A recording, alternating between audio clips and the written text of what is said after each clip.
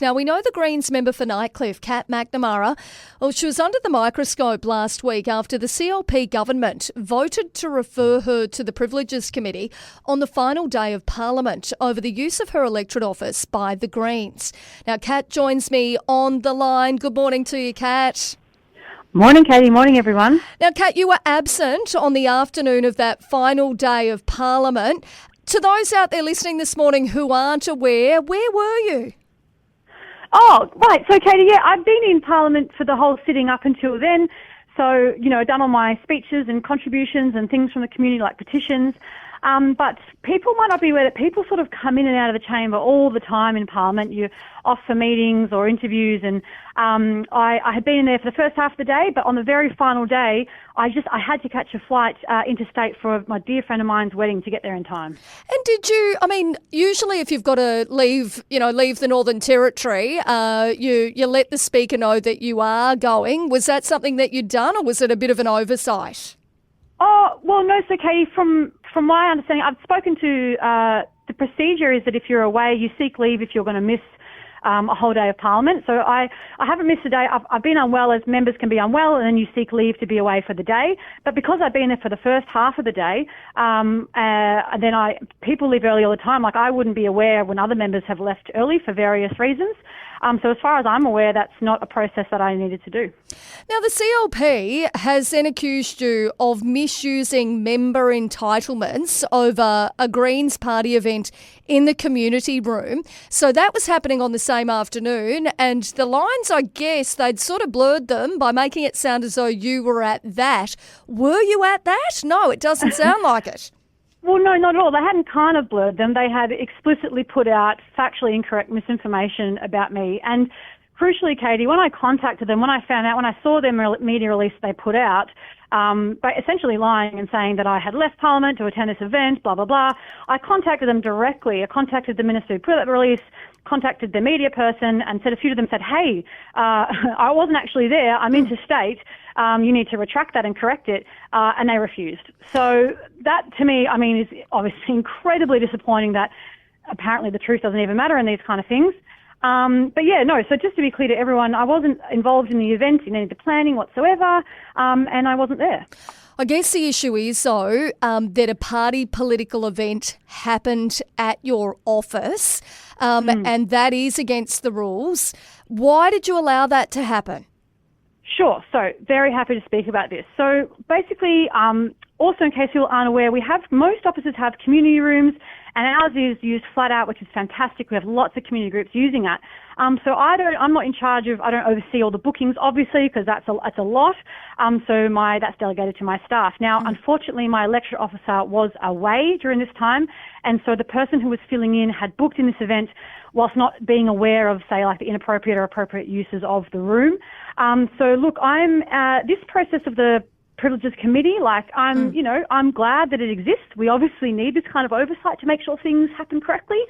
So I'm really looking forward to going before them, whatever the process is going to be, and getting some clarification on this, and also getting to clear the air a bit on it. Look, I did question if it was a political distraction last week, and I'll go to that in a second. But I guess, again, the problem is that you sort of leave yourself a bit open here, because there'll be people listening that are saying, well, hang on, this was on Facebook that this event was happening, and it was on social media. So how can she then, as the local member, say that she wasn't aware that it was happening at her office? Oh, look, it's an unfortunate, I think, confluence of events having, my lecture office away and these things booked in. And it's absolutely, I'm looking forward to this process to get clarification on what and what isn't allowed. And then I can definitely put in some stronger boundaries and guidelines for my staff in this office. I just want to make it clear that this is the first time the Greens have ever used the office or anything like this. It's mostly used for all different kinds of community groups that come in and use it. And, like I said, I'm really open to hearing, to seeing what the Privilege Committee process will be, and then putting in some better guidelines in my office. Do you think it's appropriate for party political events to be held at electoral offices? Yeah, so, there is obviously good reason for caution around this, because people want to make sure that you're not doing party stuff, like the members are not doing party stuff, during their working hours for the party and things like that. And I have been, since this all hit the news, I sort of have been inundated with people sending me screenshots and videos of other electorate offices being used for similar things. So I'm really looking to get some clarity on this. Yeah. So look, definitely, and the Greens have told me that they, if it's found to be an inappropriate use of the room, that they're happy to refund the hour and a half of lighting and air conditioning for the use of the room. But once again, this is what the privileges process is for. And so I'm happy to come back on the show after it's finished and let you know how it went. I know that Jonathan Parry had said at the time that they got advice that it was appropriate use. Do you know where he got that advice from? Oh, no, I'm still trying to wade through the details of that. And so I'm not sure if they got clear-cut advice on that. I think a lot of the things often can be they aren't actually clear-cut. It's just, things are open to interpretation. You've got to be careful that lines aren't crossed, which is all really fair enough. So yeah. I can't speak for what the Greens heard. Well, no. particularly, and, I think particularly when you are a politician, I know that you and I have spoken before about integrity and about people doing the right thing. So I guess that if you're going to, to be a politician that does that, then you've got to make sure that you're doing it right from your perspective as well. Oh, absolutely, Katie. And that's why, I'm very open to this process. I'm very much keen to be a part of it. I'm glad the Privileges Committee exists exactly for this reason, right?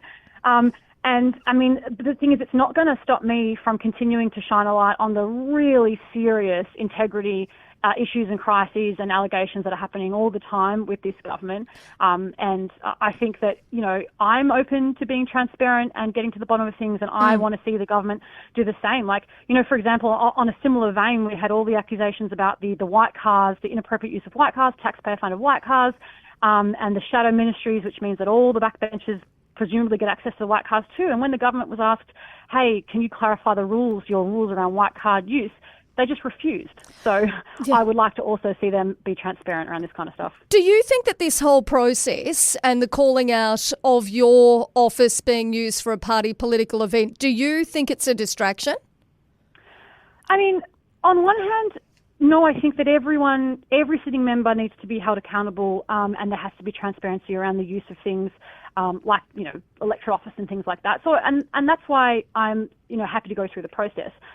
But there is also a part which, many people have pointed out to me over the last few days. I've been contacted by so many people who've said, well, this is clearly retaliation for, a distraction from some of the very serious integrity issues that they're facing, but also a retaliation for, say, the censure motion I put forward last week. So I think there are a lot of people who can kind of see it for what it truly is, which is a pretty blatant political attack to try and kind of silence me. You mentioned a few moments ago as well that people have sent you photos and videos of other members using their office for party political events or activities. Who and where?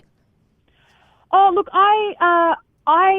they're on Facebook, so anyone can go have a look. I don't really want to get caught into the, he said, she said. I've got the stuff. I'll be taking that with me to Privileges as well, because I think it's a genuine question around okay, hey, if I'm getting pulled up for this is some other evidence. Can maybe we get some clearer guidelines?